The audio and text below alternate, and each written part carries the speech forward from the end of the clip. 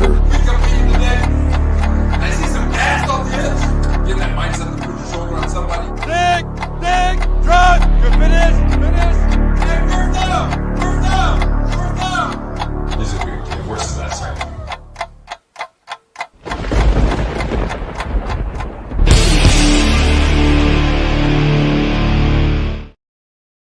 Well, hello, everybody. We are back. We are back in the place to be, the hub of the deplorable side of Jets conversating, the After Hours Jets Fest. I'm Green Bean. Welcome to the stream. This is where we kind of settle down from the hubbub of the 2-hour Talking Jets panel with Matt O'Leary, Ryan, and myself, the newly married Matt O'Leary, of course, as you guys are no doubt well aware by now. It's funny. I know, it's just so funny. You guys are so funny to me. You guys really genuinely tickle me. The things you say and think and do. It's like, though I think he's playing the intro. Like, I don't know why I do kind of the same. What that is, it's called a filler. It's like a call to action, which is like, all right, the stream is about to start. Some people have a thing, a counter, a countdown, whatever. Little music, it's music, personal music, created, over here. I didn't pay for it. It's not some other, it's real music. And it's just like, hey, the stream's about to start. He's like, hey, does he think about it? And then this is funny. He goes, boo, bring back the chair. How fucking funny is that? That's fantastic. That's so great. So Eric Craig is here. Look at this. Wyatt, of course. Chris says, like waiting for the Johnny Carson show. That's good. Oh, man. I know. I just saw that. I don't know what the hell happened. I put 10:35, but it says 12 a.m. So sorry for the confusion. I don't know. It's definitely user error. I'm exhausted, fellas. I really am. I'm beat up these days, but not necessarily bad, but just a little beat up. Trying to figure it out. Heading into the holidays. It's Thanksgiving week where we give thanks. Right? That's what we do. And that's what we try to do. This time of year can be difficult for people. As you know, I have an addiction background. So this part of the year, Thanksgiving starts a period that we call the Bermuda Triangle.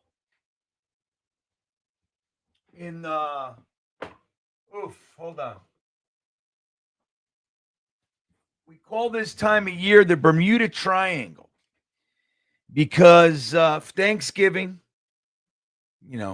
Christmas, New Year's, we lose more people. More people disappear this time of year from recovery circles than any time of year. So it can be difficult. So we try our best. Just try to stay positive. Try to support, right? You try to give. People tend to hold doors open a little bit more this time of year. People tend to smile. People tend to, you see a little bit more effort this time of year. But it can be stressful and all that. Now we look at this. You got to meet with family. Not everybody's family dynamic is awesome, but you get together on Thanksgiving anyway, and you fight and everything else. And so it can be tough. So especially if you try to look at the one thing we try to get some enjoyment out of, which is the New York Jets, and they don't do a very good job of helping us out. They don't really give us a lot to be happy about. It's tough, isn't it? Being a Jets fan. Now, what we do all the time, and it's interesting because when you look back at all the versions of what we do, you can see the futility sometimes. But when you're in it, it's hard to see that. So what we do is we try to find hope. We try to find the positives in this team. Now, we just changed organizations, and it really sucked because the last organization had legs. It really did.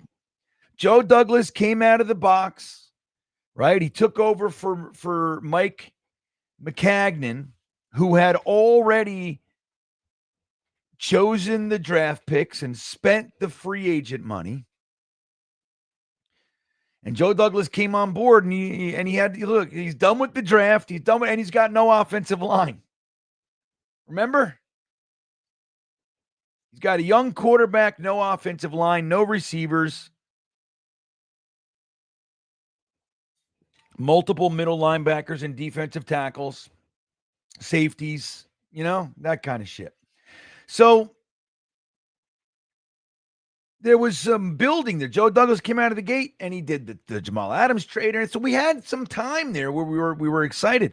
And then you look at some of the players we were able to bring in, and then the Aaron Rodgers thing. And it was like it had some legs, but it all fell on its face. Now here we are again, rebuilding. Now, Aaron Glenn hasn't used that word. He doesn't like it. He doesn't like to use the word. But make no mistake, it's what we're doing. And so we try to find hope. We just talked about it a little while. You got some young players. Well, let's start Breece Hall. We don't know what's going to happen. This is the end of his contract. Now, Breece has openly shared some discontented sort of feelings. Most recently, getting into a little bit of an argument with a reporter, right, defending Justin Fields, which the truth is, I can see both sides of that one. Kaz is in, he's a reporter, he's in the room, he's going to ask questions. Real simple. That said, why don't you fucking stop being such a butthole? I leaned where Breece was. But the point being that Breece Hall, look, he fumbled last week because he was quite literally trying to put the team on his back. And he was doing a good job. Made it all the way to the 2-yard line, man. And then, boom! Very similar to Braylon Allen a few weeks back. Same thing. He's fumbled down. He made it all the way to the 3-yard line, something like that. Man, I got something in my eye, man. But you look at the young guys. Breece is still young. He'd be going into his 5th year next year. You got Garrett Wilson, Tippmann, Fashanu, Membu, all young guys. Braylon Allen, Isaiah Davis, Breece Hall, young guys. Mason Taylor, Ruckert, depending on what they see in him. All young guys. You look at Juwan Briggs, young. Jermaine Johnson, young. Mike McDonald, Will McDonald, young. And then obviously the defensive backfield, Malachi Moore, A.Z. Thomas. These guys are young. Azariah Smith. We got all these young guys that we're looking at, which can, and as they start to produce a little bit, you go, okay. So what's happening here? Don't forget, and this is why we talked a lot about Tom C. What's up, buddy? We talked a lot this year. This has been an interesting year because, like I pointed out, I do not recall the intense vitriol that was directed toward Aaron Glenn and Darren Muji, quite like I've never seen the way it was done to them to any Jets coach in my years watching the New York Jets. And we've had significantly worse organizations. The problem is we've only had one team as bad in the win column, Not one, but because the year's not over. But like Adam Gase's last year, we were, one win or 0 wins for a while. But it was week 2 and week 3 that people were literally out on Aaron Glenn and Darren Muji. Out. Needs to be fired now. I've never seen anything like it. So we look at this kind of living, breathing operation that they have going on. And as where we sit right now is we have a completely different team than we started with week one. When we went to see them week one in MetLife Stadium, we had our big meetup and we went in that stadium. We all sat together. We were having a good time. We saw 4 touchdowns, and Justin Fields was looking great. And the battle, and they needed a miracle catch and a 60-yard field goal to beat us by a point or 2 points. It was crazy. But you look at it. Justin Fields, starting quarterback, gone. Even guys like remember it was Josh Reynolds and Tyler Johnson as our, with Garrett Wilson, Tyler Johnson, Josh Reynolds, Alan Lazard, those guys are out. Like it's now Mechie, A.D. Mitchell, and Smith, man. I mean, you see Reynolds running around, and Lazard got a catch, I think, last week. But it's like, it's a totally different offense. Braylon Allen's injured, but you're seeing a lot more Breece Hall being kind of the bell cow back, which a lot of us have been screaming about. But it's like, but we're watching this team now, even though we only have 2 wins, the penalties are down. It's a completely different team. They traded away 2 of our biggest names. The only jerseys I have of this era, this regime, this period, they're both gone. Sauce Gardner and Quinnen Williams, they're gone.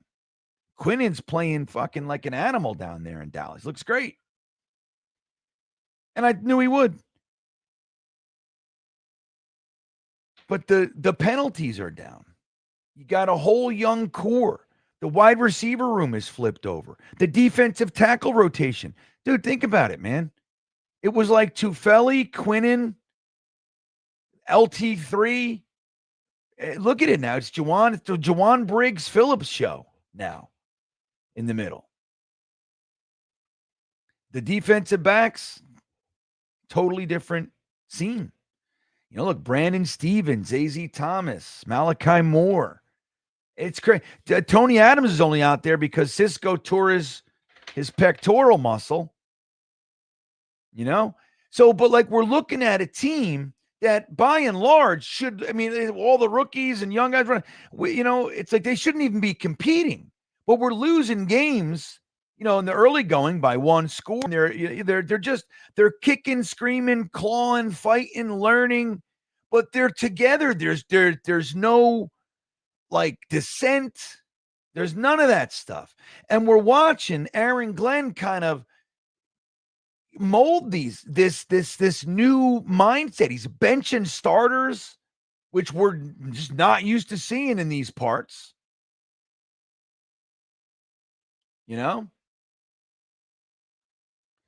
JJ Hamza says the problem is at some point you need to retain a core. Here's the problem with that. You can't retain a core when you cannot keep a staff. That's first, brother. Like I agree with you 100%. And didn't we think the core, Quinnen Williams, Sauce Gardner, Garrett Wilson, Breece Hall, Jermaine Johnson, right? Those were the core guys. But when you flip the organization, this defense, Aaron Glenn is a completely different defensive mindset than Robert Saleh. Robert Saleh's defense is very simple. Very little, there's almost no disguising. It is what it is. It's predicated on one-on-one matchups that, you have to have guys that can win those matchups. And everything is real simple. The problem is, even when it was working, it doesn't work. One injury to his litany of first-round picks that the defense needs, and then the fucking bottom falls out. But Aaron Glenn comes in. He's much more read and react, a lot more man, a lot more substitutions and disguising and things like that. There's a lot more going on.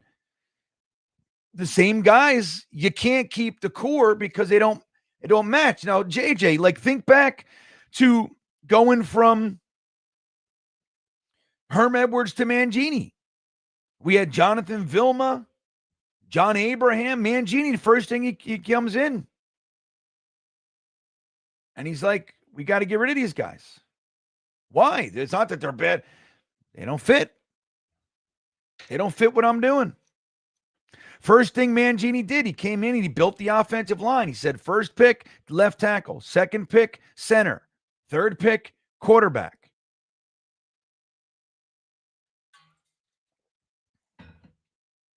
You know what I mean? Next year, traded up for Revis and David Harris and those guys. And it's like, but he needed a different batch. Like, let me tell you, the Robert Saleh 220-pound linebacker thing that he likes, I'm not 100% sure, but I have a sneaking suspicion that the linebackers that we start bringing in are going to be in the 235 up range.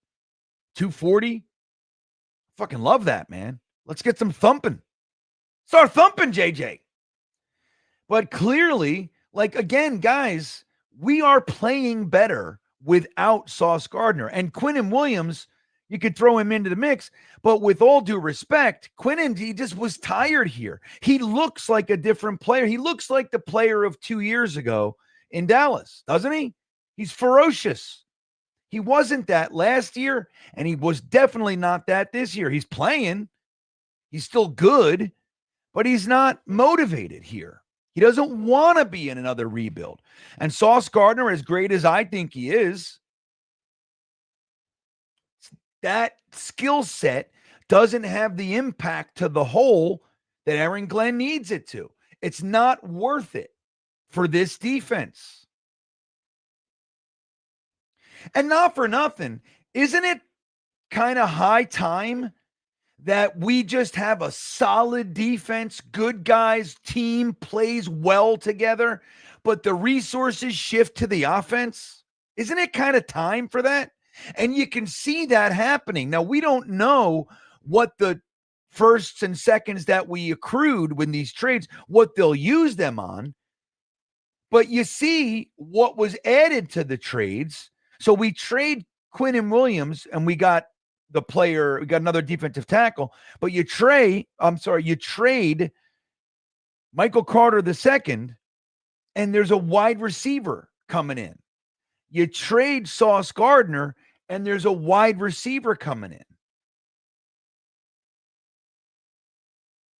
It's interesting. And that brings us to this whole thing of Darren Muji. Like, when you look at, and again, JJ, I agree with you, but that can't happen until there's an organization in place that is worth keeping. The Robert Saleh no accountability thing. Hey, look, dude, if it's going to work, great. But it doesn't work because you have to win. It only works when you're winning. It's like the Rex thing. The bluster and all the shit that he was saying, it works great when we're winning. When you're losing and Rex is out there talking a bunch of shit about how tough we are and we're going to knock, it becomes an act. It becomes tired. And it doesn't have, it tends to have a negative effect. You know what I mean? Swamp Ranger checking in. Where you been, buddy? It's nice to see you. Fucking out there surfing and shit. For good, I'm in on Muji, and I think he can evaluate, and this will bring me to the point I was just about to make. He can evaluate a quarterback prospects. Fields was a coin flip. Heads, he's Darnold, Mayfield. Tails, we have a top 5 pick. Trades have been outstanding. Mahalo. Yeah. Love it. I love it, man. So this is the thing. Remember, the vitriol. We were out on Aaron Glenn. Out on Aaron Glenn.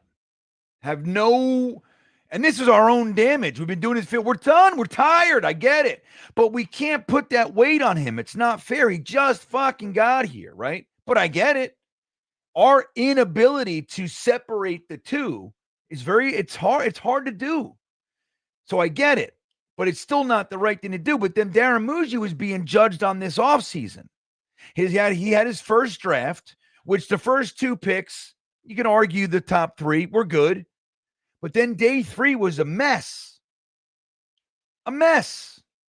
Now, if those guys, some of them contribute, Malachi Moore looks like he could at least be depth, right? He's got some positives, right? So, but we're just Brandon Stevens the first couple weeks. That fucking guy again, new defense, dude. We didn't want to give him time to settle in. Brandon Stevens is solid. He's settled in. But now you look at what Swamp Ranger's talking about. The trades, it's changing our perspective because what was the narrative about Darren Muji? The narrative was, I don't trust this guy. If we do get a top 3 pick, I don't trust him to pick the right player, which I've never heard before. We've had new GMs all the time. Fuck, I didn't even hear this narrative when Idzik was our GM. Idzik had 12 picks, which if he was smart, he would have taken the back end picks and used them to move up in the 3rd round, the 4th round, and increase the quality of player that he was able to grab. But he didn't do that. He picked all 12. 3 of them weren't even on the team the first season. We were cutting guys.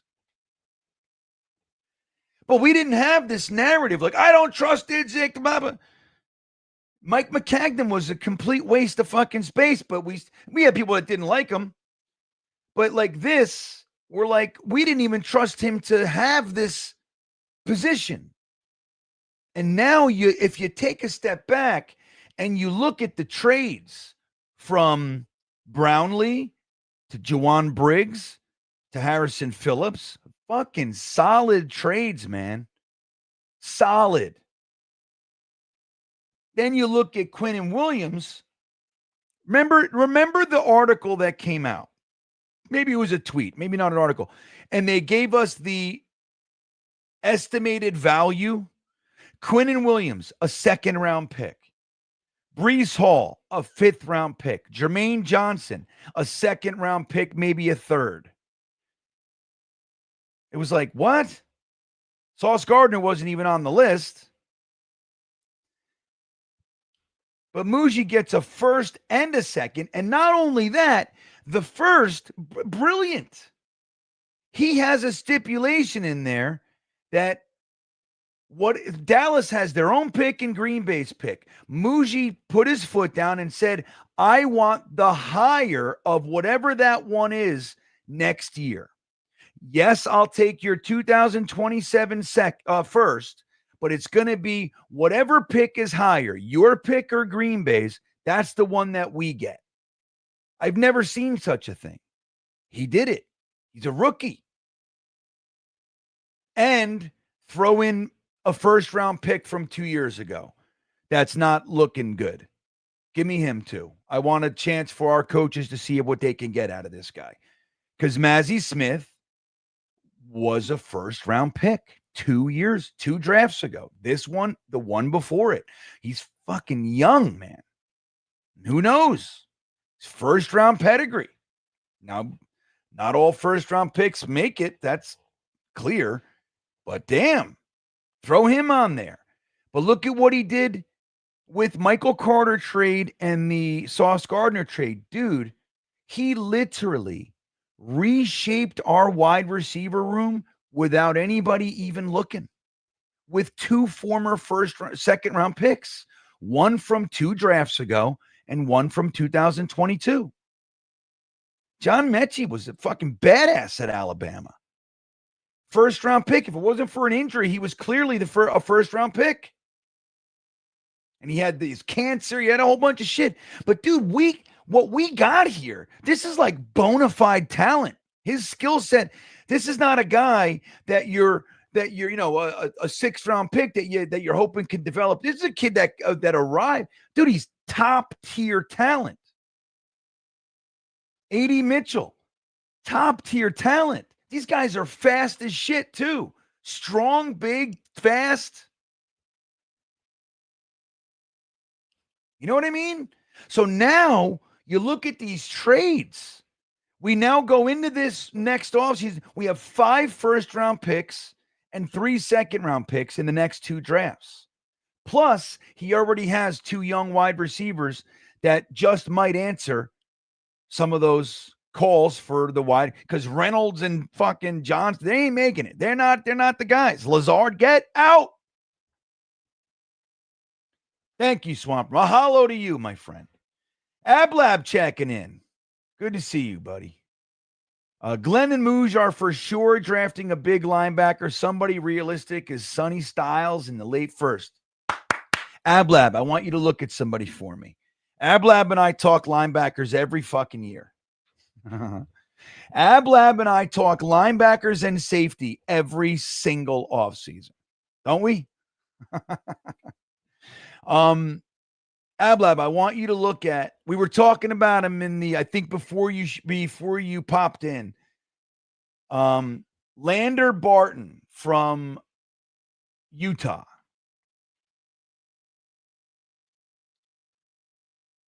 I got to see his weight. Hold on a minute. Let me just see.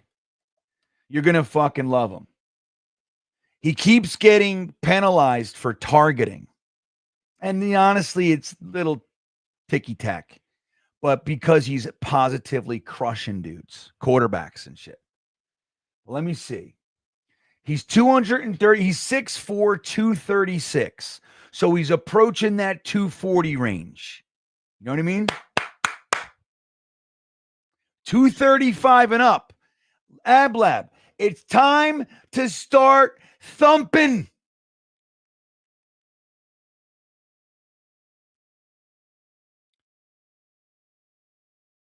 I want to show you his neck, Ablab. Whoops.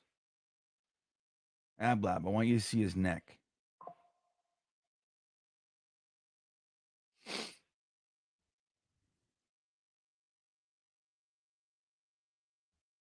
Ablab, look at this kid. This is the kind of kid, you sit him down to dinner, and he needs a porterhouse, a whole rotisserie chicken, 4 baked potatoes. You know what I mean? Like, you can see it. A loaf of bread, you know, a protein shake to wash it down. You got to watch him. I'm just getting in, but he's my first guy this offseason. Now let's see. I don't know if it'll stay that way, but for right now, he's my first one that I'm like, because I'm looking at linebackers and I'm going to be looking at safeties. Clearly, we'll be looking at quarterbacks and wide receivers as well. And it all depends on what's going on with Brees, but potentially a running back. But, man, we got a thumping running back core. What's going on over here? All right. But anyway, Ablab, you got to watch him. He gets penalties for fucking laying people out. Sonny Styles. I haven't looked. You're not the first person to mention him. And what's the other guy? Jules. Wait, what the fuck is his name? I don't have it. I don't have my mind around everybody yet. I'll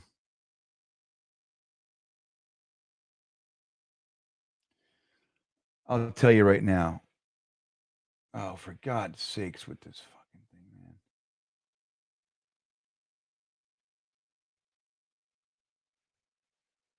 Anthony Hill. Anthony Hill. Another one, 6'3", 238. Like, I'm done with the 220-pound linebacker thing. Safety convert to linebacker. I'm done. And I don't know for sure, but I have a feeling Aaron Glenn, that's not his gig either. Safeties can be 220. We want a linebacker that when the 267-pound tight end is running at him, he's like, bring it. I'm going to knock this dude's teeth out. You know what I mean? It's going to be a fun offseason, Ablab. Benji Unger checking in. Joe D always did better in the earlier rounds than the mid rounds. Last draft was Joe D's scouts. I think Muji will do better now with his scouts. That's a great point. It's one of the points, Benji, that when I throw it out, it's one of the points that I hear the retort that I get is that it's an excuse. And it's not, but like it sounds to people like, come on.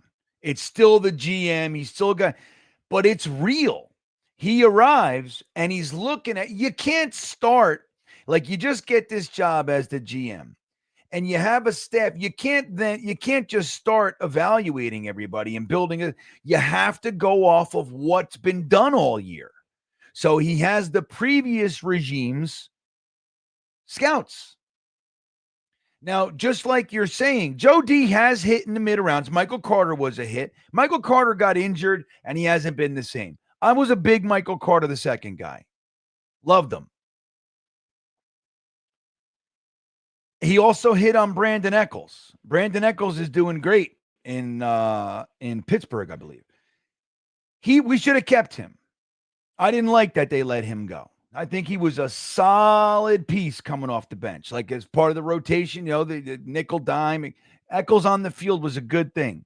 Didn't love him as the starter, but, so we hit on him, Sherwood, and it's weird with Sherwood, but Sherwood has settled down since being benched. He's playing better. Now, does that mean that he's an Aaron Glenn guy? And I don't know. But I like Sherwood. But I would call him a hit because he came out. I don't know if he'll work for this regime, but he was developed. He changed from safety to linebacker. He was developed, took over the starting role for CJ Mosley, and earned himself a contract and the whole thing. So he's a hit too. And those are all 2021, all of them. Joe Douglas also changed. I'm going to point something out. Remember this, guys, how quickly we forget. The Jets and second round picks, it was almost as if the Jets should just trade it away. Go into the first or trade back to the third because second round picks was a curse. Now, Breece Hall got injured that first year. But Breece Hall, Joe Tippmann, Joe D changed that second round pick thing for us. So we got to see how we can do. Now, Muji comes in, he grabs Mason Taylor. I'm a Mason Taylor guy. Loved him. He was my favorite tight end. He was the first tight end I really liked in the draft. Now, I thought Loveland and Warren were better, but I knew we weren't going to get them. We could have not taken Membu and took a tight end. We could have. I thought, the tackle was the smarter move. But Mason Taylor was my guy. I think he's a slam dunk. He's going to continue to get better. And if we got a quarterback that can really use him, it's going to be fun. So I think that's a great pick. But Joe D changed that second round curse for us, man. Don't forget that. That was a fucking bugaboo. Who was the year? So Tippmann, and we didn't have a second the year before, I believe. But yeah, it's a great point. Muji's now building his staff going into this offseason. Let's see what they do now with his guys.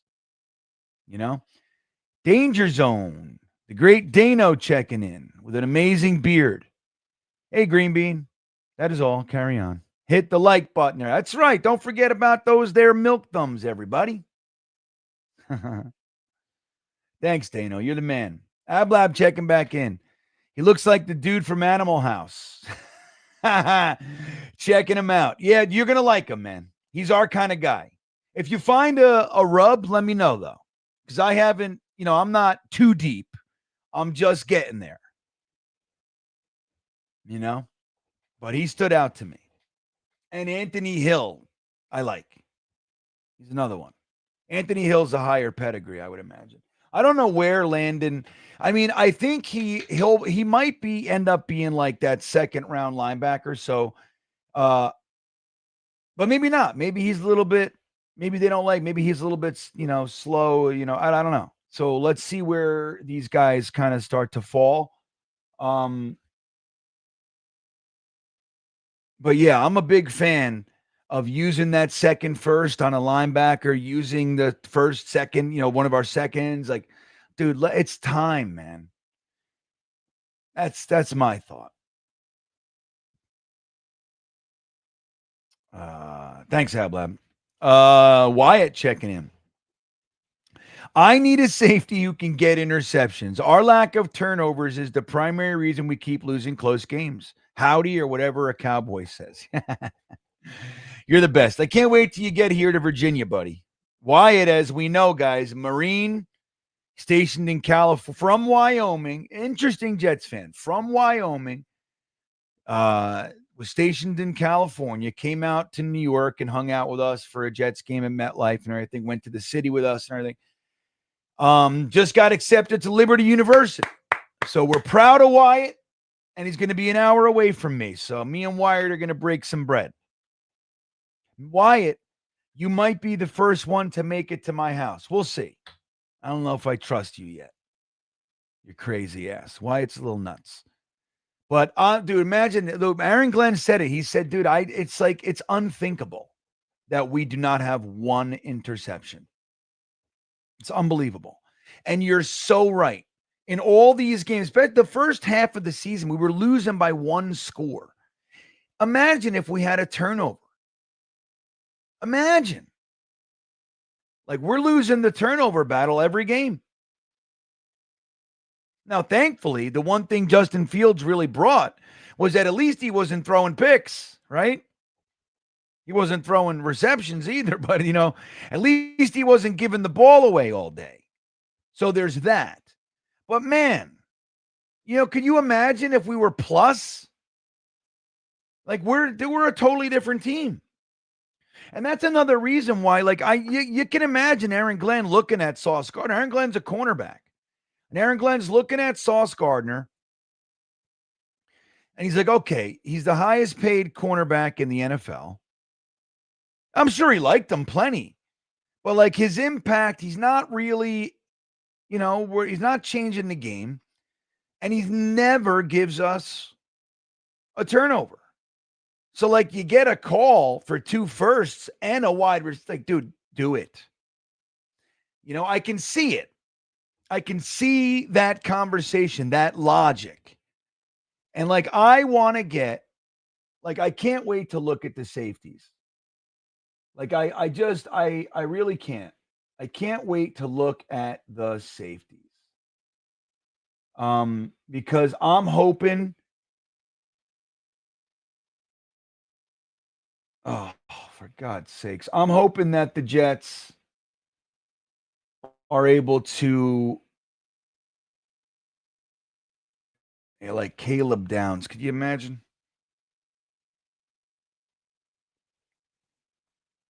Just listen to this. Caleb Downs. Watching Downs operate on film reminds me of a young Troy Polamalu with Ed Reed's processing speed. Could you imagine? Jesus. So I'm with you, Wyatt. Hamza checking in. Torian York. Who's that?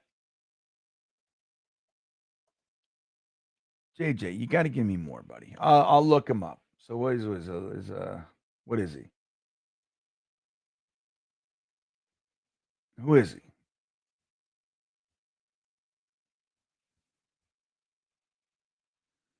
So he's a linebacker. He's 227 pounds. So a little light. Little light. 5'10", 227. I'll watch him though. But I'm hoping now that it doesn't mean that, they don't have to be 240, but it's I'm just hoping that I want the Jets. I want our linebacker. Here's what the era that I grew up in is this. The linebacker, particularly middle, was the meanest motherfucker on the field. You know what I mean? He was the meanest guy on the field. His job was to make everybody regret running the ball. That's his job.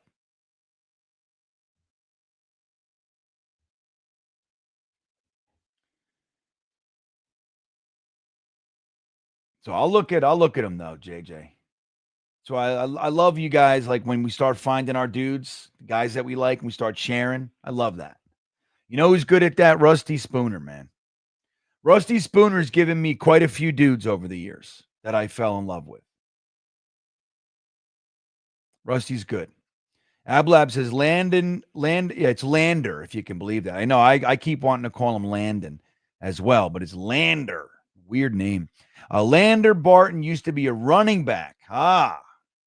Running backs, low center of gravity, right? They know how to do that. And if he's running back, you got moves. Interesting. Ablab checking back. And if the quarterback is gone, I hope we stick and pick Caleb Downs. Dude, I'll tell you what, man. And I'm going to look more into it. But like, honestly, if the quarterback is gone,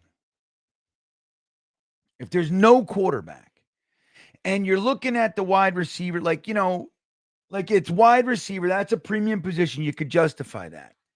But if you could get a game-changing safety, the best to come out since Kyle Hamilton, who's a fucking stud, by the way. I told you guys. That was my love affair for that draft. Him and George Pickens.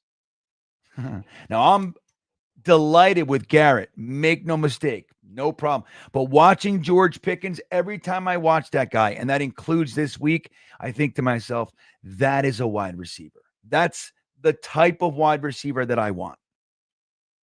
The ball is mine. You have to earn it. If you're gonna get the ball from me, you better pack a lunch. And if once I have it, don't think that just because you touch me, I'm going to the ground. You better pack a lunch. Like that's what he is. And he's fast. You know what I mean? Caleb Downs, man. Can you imagine? Like, dude, but that's the whole thing. Like, you don't want to see them go defense necessarily. But you're going to have to do it at some point. And that's the position. Like, I don't know, man. Somebody that can be, I got to really look at Caleb Downs. But, like, to get that, like, superior athlete, like that game changer, the back of the defense, man, who can get picks and lay the wood and cover and all that kind of stuff, send on the blitz. It's worth it, man. Dante checking in. Thank you, my friend. Pink. It's nice to see Pink. Every flipping year, we hear about how the following year's college quarterbacks are better than the current year. I'm sick of it. If the Jets are in position, draft Mendoza. Get a guy with multiple starts that is tall and accurate. And I may add, 100% tall. Dude, I would take accuracy over arm strength 7 days a week. But I'm going to add processing, football IQ. Dom C calls it QB IQ. I love it. We have had quarterbacks, Justin Fields, Zach Wilson, even Sammy when he was here. But like, the Tim Boyles of the world and all that. But really, Zach, dude, you can see it. The game is so fast for them. They cannot make the decision. Like you watch Drake May, and doesn't he just look calm? He just looks calm, collected, because he's able to process everything going around. He knows what his guys are doing. He knows where they are. He knows what he's seeing with the defense. If this happens, that means this. If the guy does that, this is going to be there. Like he just knows where when you watch Justin Fields, he's going to stare down the guy. If he's covered, it's fucking backyard football. There's a frenetic energy to it. Zach, the freneticism with Zach Wilson, I never seen anything like it. Remember when he was running backwards? He's like, We're in the middle of a play. He's now 22 yards behind the line of scrimmage. Like, what is happening? Accuracy, a little height, right? I don't know how tall Justin Fields. Zach was 6'2", which isn't bad, right? 6'2". What's Mendoza? How tall is he? 6'5", right? If I remember correctly. Fernando Mendoza, how tall are you? 6'5". 6'5". Process, dude. He's got that football IQ, man. That's what you want. Accurate. I'm telling you, man. Like the arm strength. I mean, don't get me wrong. It's important in the short game too, right? That's where the tight window thing comes in. Being able to zip it in there because those guys are coming. Then they close quickly once they recognize what the quarterback's doing. And if you got this kind of lazy, and then there's got to be the touch. You got to be able to know when to zip and know when to touch it. And we have not had that. Like Zach threw the ball the same way to 5. Justin does the same thing. It's the same pass at 10 yards as it is to 20 yards. It's like, pew! And you got to throw to where he's going to be. I'm just so sick of my wide receivers having to stop. Kills me, Dante. It kills me. Caleb Downs only has 2 interceptions. He's 6', 205.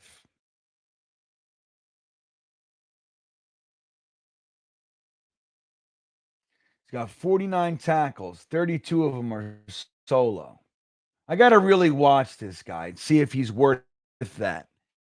Because if we're like the 5th overall pick and there's no quarterback and like that one dynamic, the best wide receiver's gone and you're looking at like best player available kind of a thing and at a position of need, and you got to make sure that he's worth that. You got to make sure. Where it is that he is, but I got to really, for my own evaluation, I have to see.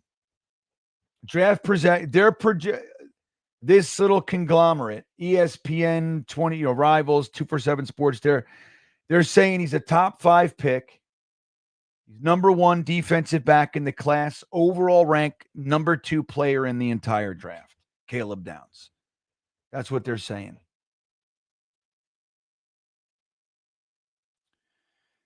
Skellington. I really hate what YouTube has done to your handles, man. I don't know why they did this. I don't know why they did it. I hate it. I miss your names. I believe this is Jack Skellington. I want to call you Jack, but now I got to call you Skellington SR, Skellington Senior. I remember 3 picks in the first game, 2023. Shake what? Oh yeah, they were all Jordan Whitehead. Remember that? But you want to know what's funny is that at game 14, you know how many picks he had? 3.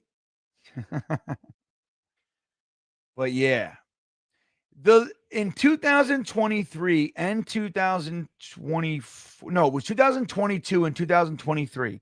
The Jets' first 6 to 8 games, they were among the leaders in turnovers, and then they fell off a cliff both years. I don't know what that is.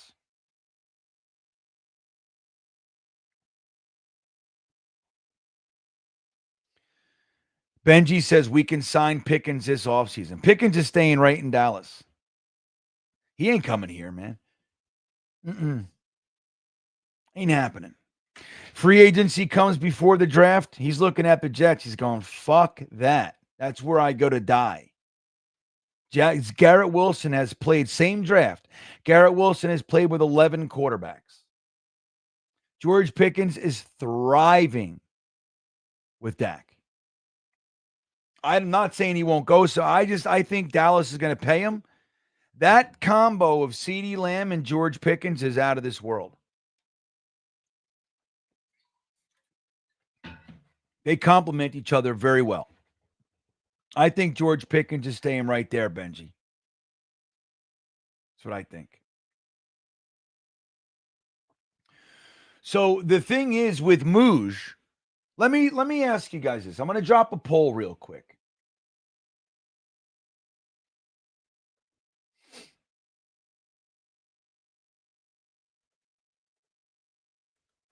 Hold on, let me see here.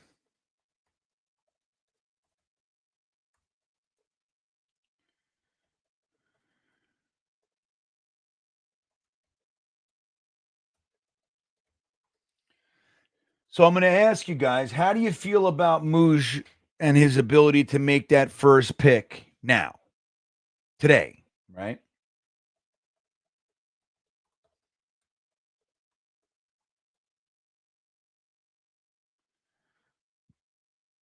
Um,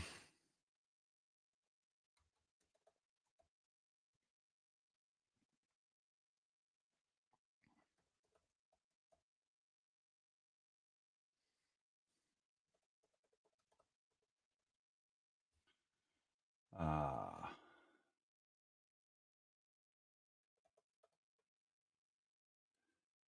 hold on a minute. Let me write this.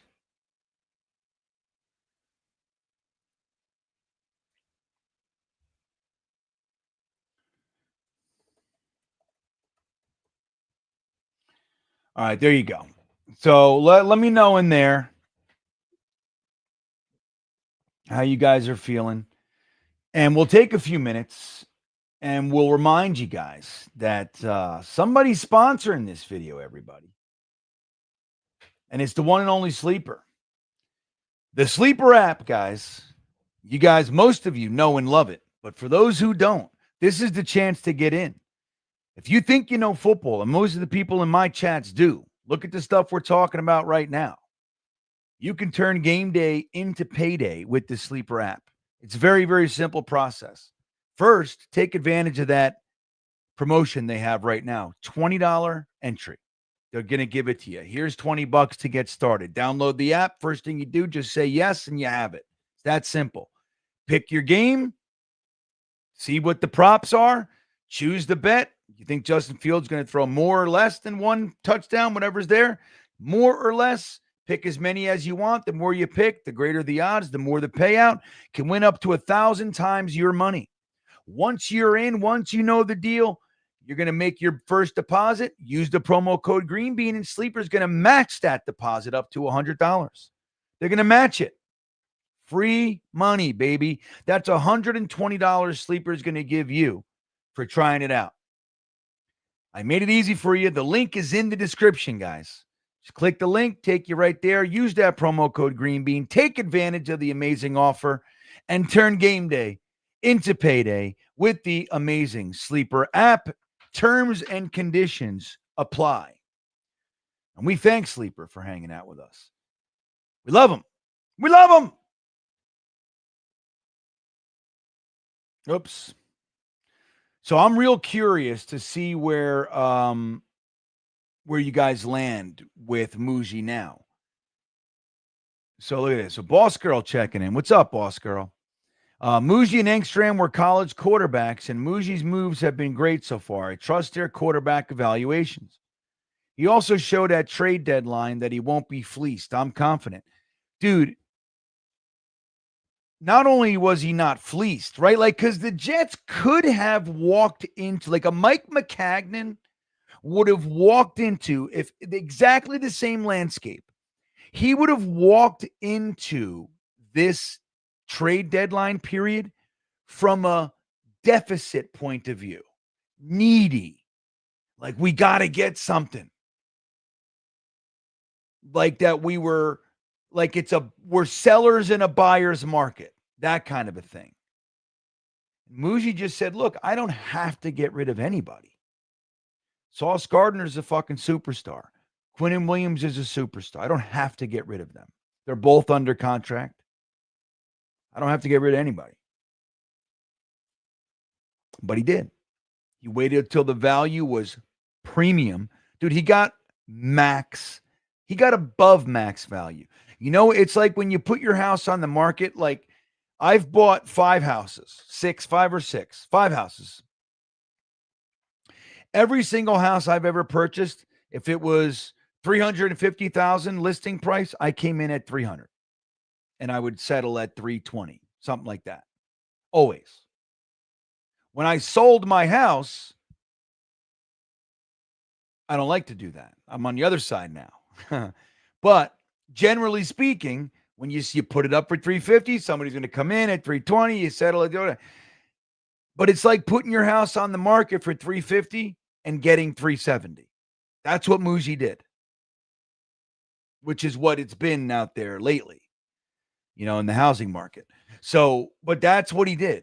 Getting AD Mitchell thrown on, getting Mechie. Like, dude, would anybody have complained if he traded Michael Carter for Michael Carter and a 7th for a 6th? Would anybody have batted an eyelash? Nobody. We said, I would have preferred he got a 6th only without giving up the 7th, but nobody's going to complain about the 7th. Nobody would have complained.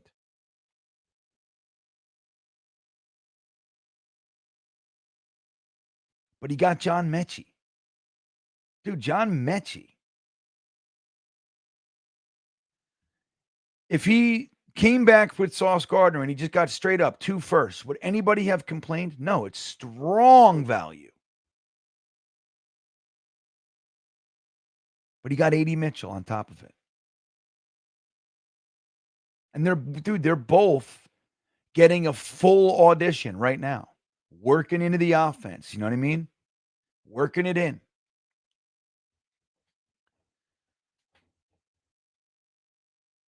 And the truth is both should. They have the pedigree. They have the skill set. They're young. They should make it on this team. Like, what's better, dude? Let me ask you guys straight up.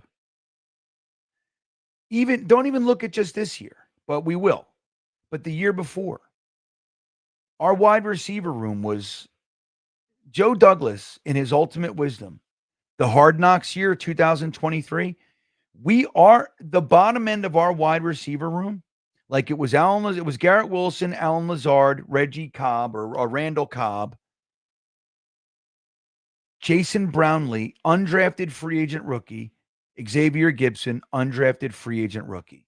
That was our wide receiver. 2 undrafted free agent rookies. Oh, and Irv Charles, who was an undrafted free agent second year.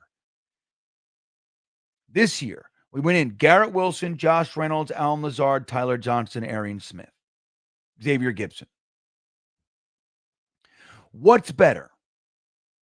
Just even with what the knowledge we have, what's better? Garrett Wilson, Josh Reynolds, Tyler Johnson, Arian Smith, Alan Lazard, or Xavier Gibson, or Garrett Wilson, AD Mitchell, John Mechie, Arian Smith, first-round pick wide receiver, and pick your guy, Isaiah Williams. Because that's hopefully they keep him. What's better? Tell me. That's an NFL wide receiver room. Now, again, we got to see where they land and everything. Obviously, AD Mitchell's first game was tough, right? We're not going to pretend otherwise. It was tough. But let's be real. That's an NFL wide receiver room. And the Jets, for whatever reason, we can't fucking figure it out. The offensive line, young.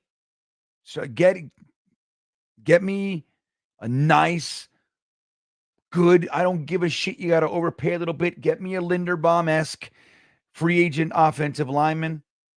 Like, let's keep this line together. Tippmann, the 2 tackles, that's our line. You want to keep Simpson? Fine. Keep him. But get me a 4th-round guard and start developing guys. I'm tired of it. I'm tired of these right behind our starters, we got 3 undrafted free agents developing. Retain Max Mitchell. Love him. Love how they've used Max Mitchell this year. I'm in. So you got your one depth. He's very much swingy too. He can play left. He can play right. He's a swing tackle. And he's playing tight end. Dude, I love what they're doing with him. So think about it. You go into this offseason, you got Fashanu, you got the hole at left guard, you got your center. Myers should be retained, but as a backup. Tippmann, Membu. You re-sign Simpson, so you fill that. You get Linderbaum, center's fixed. Tippmann stays at guard. Dude, You go in with your wide receiver room of Garrett Wilson, A.D. Mitchell, Mechie, first round pick, and Arian Smith and Isaiah Williams. Running back room, re-sign Brees Hall, Braylon Allen, Isaiah Davis, and Wangu. Dude, now we are talking. Tight end room, Mason Taylor, Jeremy Ruckert, and give me a 5th round tight end 3.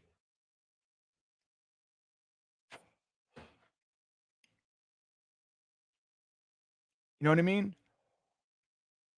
I'm with you. I'm with you, Rusty. It's time to start doing what we're supposed to be doing, which is 4th and 5th round. You're drafting a guard every year. You know, a guard, right? And but the thing is, we've had no development. Our offensive line coach has been abysmal. Guys come here and get worse. They regress here with fucking Keith Carter. It's a joke.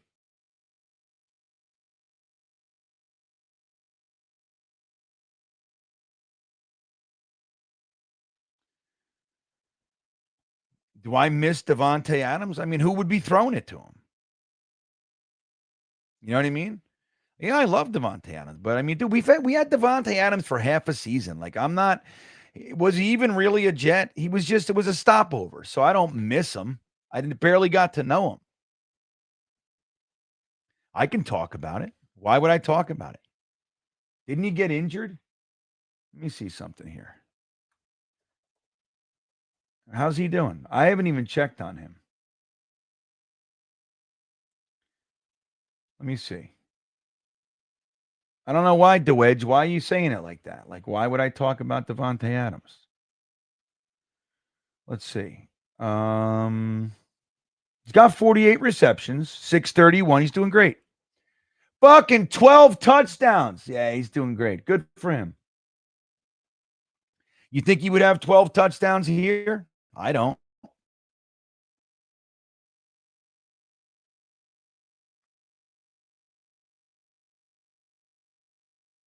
What?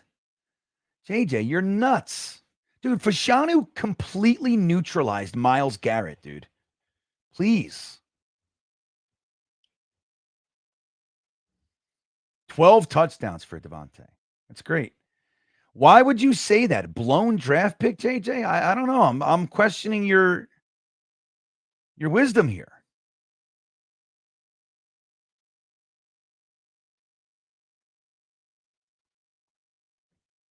He's good. So JJ, I'm gonna venture to say that DeBrickashaw Ferguson, because it took him 3 years to land. DeBrickashaw, he was good, but he wasn't like the last 7 years. He was a different player than the first 2. Last 8, he was here for 10 years. The first 2 years were rocky, and so many Jets fans were calling him a bust, and he wasn't. He was good. He was like average. It took him a minute. You were on he's a bust side, right? How can you possibly say? How can you possibly say that? So you're in LA, so you're hearing Devontae Adams shit all the time. Devontae Adams hasn't come up in my sphere. Maybe once I saw a highlight or something.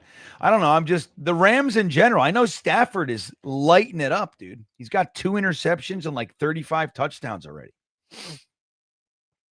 12 of them went to Devontae Adams, so that was real good for him. But yeah, I mean, it's just, why would I talk about him? Who cares about his PFF ranking? That's what you're going by? Who gives a shit? I mean, it's part of the cake. Dude, Fashanu's playing well. And don't forget, dude, that like it's a real thing, guys. Justin Fields is holding the ball. Like, you got to get rid of the ball in less than 3 seconds. It's the way it is. He's holding the ball 5.5, 6 seconds. And then he gets a sack by the defensive end. It goes on Fashanu's. You know what I mean? Like, that's how it goes. If You get a quarterback with a quick release who can process and he's accurate.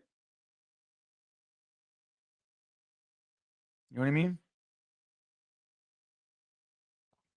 All right, let me end this poll. I'm real curious to see what you guys think. Did everybody get in on it? Let me see. Only 49 votes. We got 160 people in here. That's all right. 45% of you are saying much better after the trades. 41% saying he's the man for the job. So still not sold, 14%. See, that's the thing. It's like, what is it going to take, for some people to get that confidence? And again, it's always you never know, right? Anybody can anybody can make a mistake or miss, right? But the guy, Membu, is a slam dunk in the first round. Mason Taylor is a badass. He's going to be a good player for us for years. In the second round. And then he started working. AZ Thomas, we'll see. He's playing, so we'll see. He looks good. Looks like he's got something to work with, right? Looks good. Not great. Not, but he looks good. He can hang.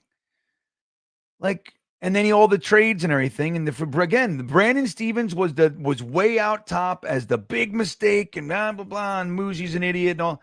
And he looks good. So, what is it going to take for people to get? Does he need 3 home run drafts? Membu's a fucking badass, man. He might go to the Pro Bowl his rookie year.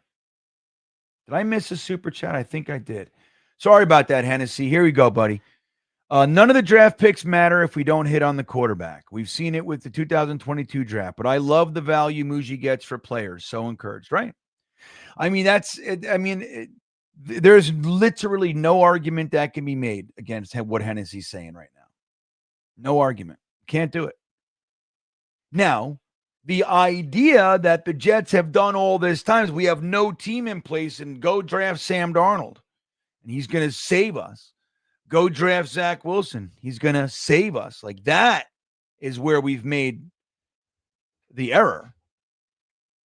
Dude, you bring a kid in with all the talent in the world and you had better support it and create an infrastructure around him for his support system that is going to do everything humanly possible to ensure his success. If you don't do that, that's on the organization. My hope is that Aaron Glenn, who has been Aaron Glenn's track record as a player was on a 1-15 team with the Jets and was here for the turnaround all the way to the AFC Championship game, 10-0 at the half. Going to the Super Bowl. He was here for that. He got his, he coached with Sean Payton, who turned around the Aints. Right? Before Sean Payton, the Saints were garbage. After Sean Payton, the Saints are garbage. Aaron Glenn was there for that. He went over to Detroit. Can anybody come on, man? The Detroit Lions were in the same conversation with us. He was there. They were 0-10 his rookie year as a defensive coordinator. 0-10. He was there for that turnaround. Detroit is one of the better teams in the NFL.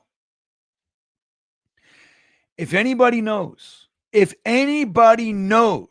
what the losing looks like and feels like and what it took to change a perpetually losing organization, change that to a team that wins and is respected, it is Aaron Glenn. And he just so happens to be one of us who has experienced our pain. Again, I was really surprised to see how quickly a lot of Jets fans were out on this guy. He's going to make his mistakes. He's bold. He's doing crazy shit. I don't like everything he's doing. Make no mistake, guys. But I get it. Mike says, Olu just completed his 17th game in the NFL. How can you call him a bad? Especially when among them, he has had games more than one, but most recently, where Myles Garrett, who was coming off a 5-sack game, 5 sacks in one game, came into that game against Olu Fashanu or Fashanu, and he neutralized. Now, Myles Garrett did get a sack. He had 2 pressures and a sack against fucking Olu. Come on, dude.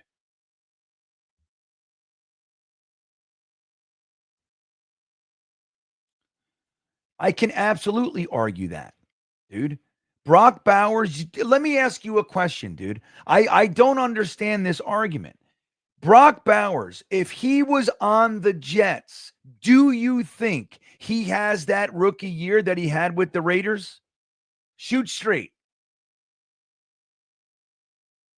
I do not think not taking Brock Bowers was a mistake. I love the player. Two things can be true. Like it's not, I don't understand this black or white. Like because we didn't take Bowers, it's a mistake. Brock Bowers comes here and has 35 catches for 291 yards. Dude.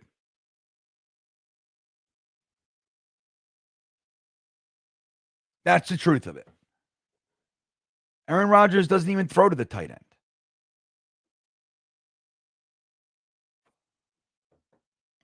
Like it's crazy, man. I'm not saying Bowers wouldn't have been a good pick. No, I don't think anybody, you can't, unless you're a moron, you can't look at a great player and say he sucks. But it's like, unless you're just being dumb, but that doesn't mean that taking, dude, I don't know. JJ, I can't continue this. Like, I just think you're being nuts. 3rd round talent. Again, a 3rd round talent doesn't come in and neutralize Myles Garrett, who was coming in hot off a 5 fucking sack game. I just can't continue this. You're a Bowers boy. I get it. Let go. Brock Bowers comes here and the lore, the story of Brock Bowers doesn't exist. It doesn't exist. If Garrett Wilson was playing with Patrick Mahomes, he's a 1,500-yard receiver. Forte checking in. You can see Glenn's plan. It's weird. I know, I'm right there with you. Again, it took me a minute because you gotta, you can't, it takes time. But I'm telling you, I see it. As soon as he started benching guys, and then watching them come back and have the best game of the year, like, I'm all over it. That's what's been missing around here. And I've been saying it. And I'm not alone, but for me as a fan, like I know what I want to see. Robert Saleh was a pussy. How can you possibly say things like players don't need to be held to account? They want to know they don't want to know what they did wrong. They want to know how to fix it. Dude, you're way off.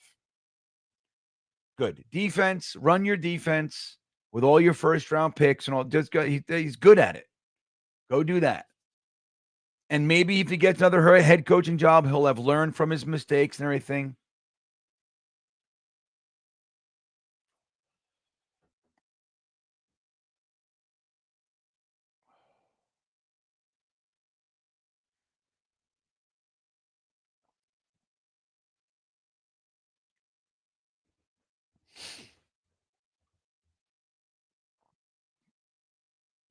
You know what I mean? Like, as soon as Aaron Glenn started holding people to account, and then like when they cut Xavier Gibson, and you saw it again this week, the Eagles put Xavier Gibson out there. Dude, why are you fielding a punt at the 2-yard line? Why? Because he's dumb. And he did that shit for us. He can't hold on to the ball, and he makes stupid decisions. Dude, Xavier Gibson does not belong in the NFL. And I think maybe now they're seeing it.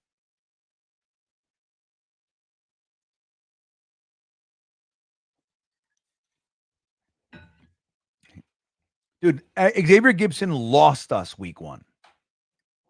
Okay, that was the flip. And even though the Jets fought back and kept it, and they were able to get the lead again, Dude, that was a 14-point swing.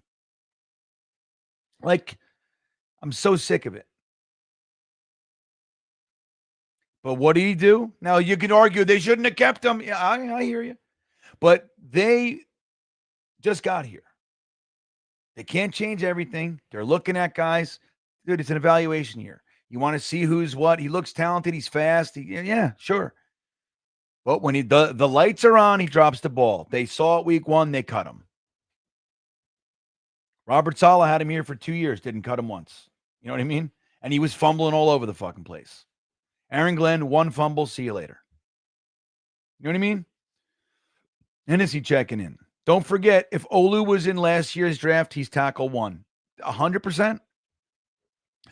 Olu, dude, think about this. I think there were 9 tackles taken in that first round. Dude, that's insane. That was a tackle class. That was the year to get it. Like, you got to use that. Great GMs use the strength of the draft. It's like last year, one of the bugaboos I had with Muji's draft was that it was a defensive tackle draft. And we didn't draft one. Now, Buffalo jumped us twice to get a defensive, right? That's what they did. But guess what Muji did? This is why I like him. He didn't draft a defensive tackle in the strongest defensive tackle class in NFL history last year. So what did he do? You know what he did, Hennessy? He traded for one. He gave up a 7th-round pick, I think it was, for Juwan Briggs, who's doing some stuff. Right? We're all talking about Juwan Briggs. He was a 7th-round pick, defensive tackle from you know where, right? You know where he played? Anybody want to take a guess where he played? Go Who's! That's right. He's a Virginia Cavalier, baby. 7th-round pick out of Virginia. He didn't draft one. So he went out and he got one. And once he realized the smoke settled, and he said, wait a second. I need one of these guys. Noddy and these others that coward, they're not going to work out. Fucking cleaned house, cut those scrubs, and went and got Juwan Briggs and Harrison Phillips in 1 week. He addressed it. So he got one anyway.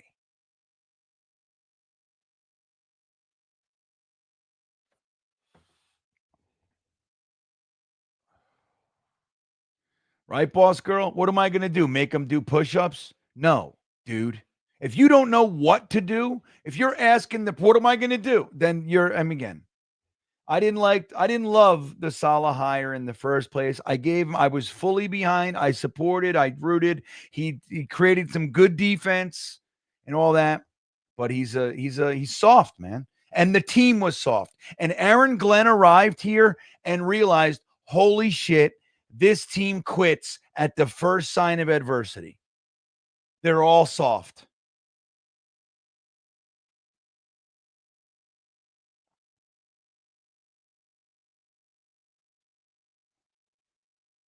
Lima Bean checking in. Even though linebacker safety are big needs, we need to shift to offense because without successful quarterback and all, we just trade those defensive players. Well, that's what we're talking about. The reason we got there, man, is because we're talking about if the quarterback isn't there. So, like, what do you do? Like, do you force it? Like, we're having that discussion. That's where we were coming from. I'm with you. Like, the focus has to shift, and it looks like it has. Again, trading 2 defensive players for picks and offensive wide receivers, that's a statement. But you still need to have defense.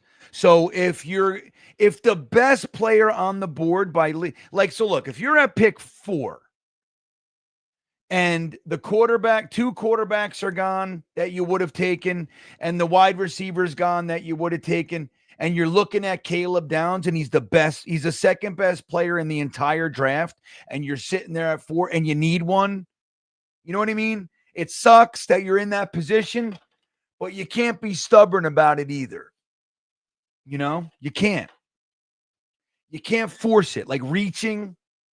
And we'll figure that out when we go through this whole, we get past the season, see where A.D. Mitchell and Mechie really are, see where Arian Smith really is, you know, see what our needs are, see where the college players are settling. We do a Senior Bowl, we do a little combine action, we go to watch a little Shrine Bowl, we see what's going on. And then we see. But I'm with you 100%, but that doesn't mean that you can force the issue. We got 2 firsts and 2 seconds. There's a lot that can be done. I venture to guess that one of those is going to be defense, if not 2. And you need to.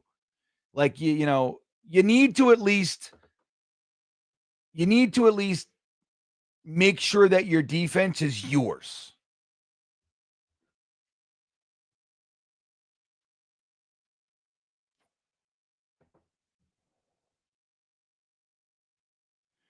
Yeah, and the Bowers thing, just to cap it, it's like, so we would have had a tight end, but what we would have went into last year's draft needing a left tackle the year after.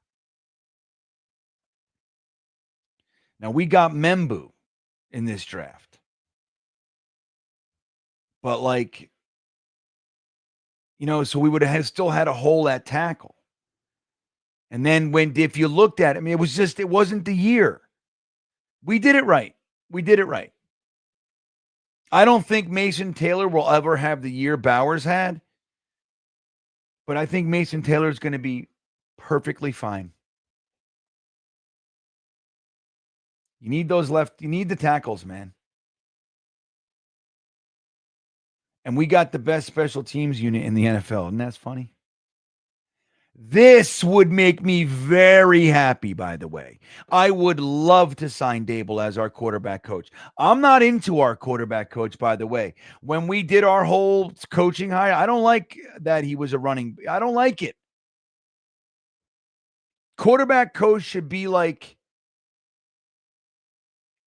among the top coaches on your staff.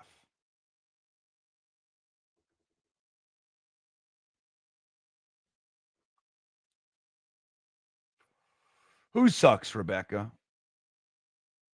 I didn't see who's hilarious. Who sucks? Oh, Dable? I know he won't. He's going to go to he'll be an offensive coordinator, I think.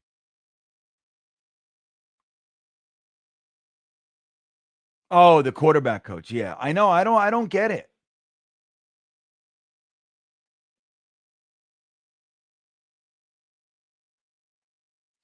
Yeah, Heifertube. I'm with you. He's going to be in that conversation. And dude, he's doing great. He's doing great. And these dude, think about it, dude. Like, you remember back to the last time we had something that looked like this. The Brickashaw, Ferguson, and Mangold were anchors of our offensive line for a decade. 10 years. Mangold made it 11, I think it was. The Brickashaw, Ferguson made it 10. The Brickashaw, Ferguson did not miss. He missed one snap because they did a play where they whatever. But he didn't miss a single game, a single snap. Mangold was the same way till the end. But all right, man, it's 12 o'clock. My son just got home. Wow. I'm going to wrap it up. You guys are the best. This was a great stream. I'm glad I did it. I almost didn't. I'm tired, so I got to go to bed. But love you guys. I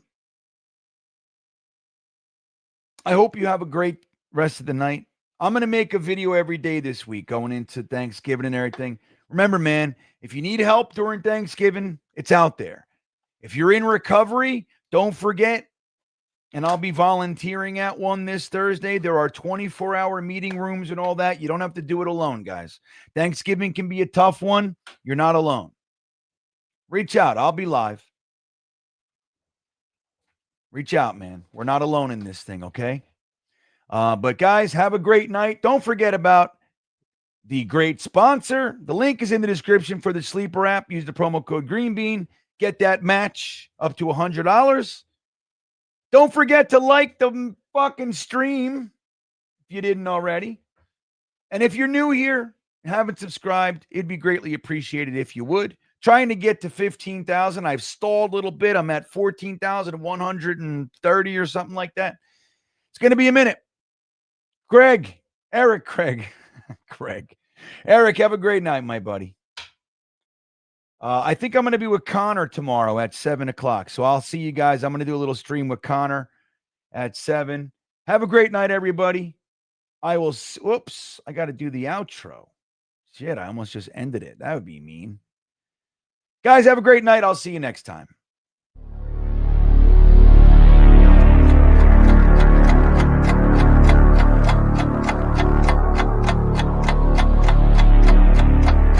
I think he's going to be day one, a violent vertical edge setter. Wake up in the day, and I see some gas off the edge. Get in that mindset to put your shoulder on somebody. Sick.